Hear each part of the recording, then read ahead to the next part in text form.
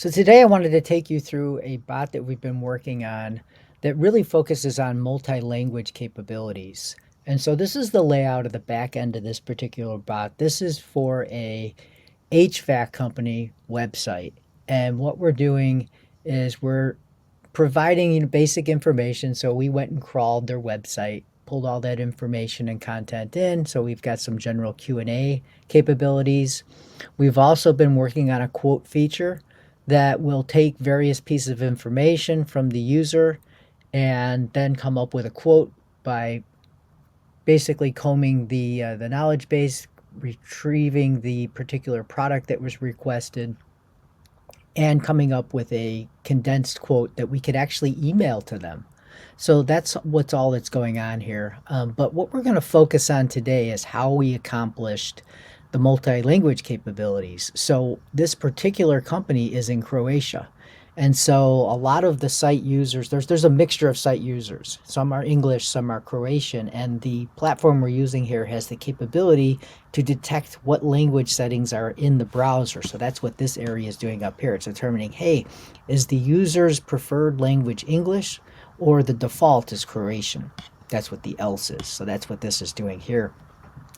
Now, since we're presenting information in the chatbot, we need to be able to flip back and forth between English and Croatian. So how are we doing that? We're basically creating variables for every text element that gets presented to the user, and we've got a English version of that text element and a Croatian version. So that's what this is doing here. Each one of these is a prompt that is in the user interface that has an English version and a Croatian version.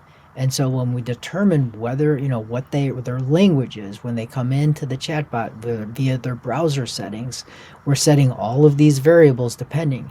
And so if you see these little light blue context elements inside each of the forms in the chatbot, those are actually variables that are being set and determined as soon as the user comes in via their browser settings. So we can just take a little look here at the chatbot.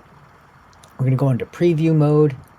And so you've got, as you can see here, this is all English values. So we've got everything being presented in English, not only the text that's here, but the text that's inside the buttons that we're enabling for the user.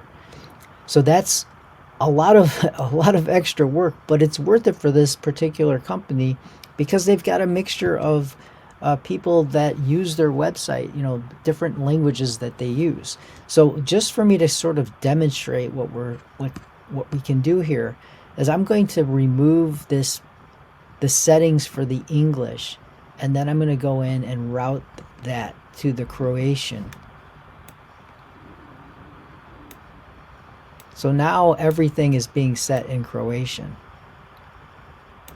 So now we're going to go back into our preview mode. And as you can see, everything's been converted to Croatian just by flipping that simple switch. And so that's how we're accomplishing this in our multi-language chatbot.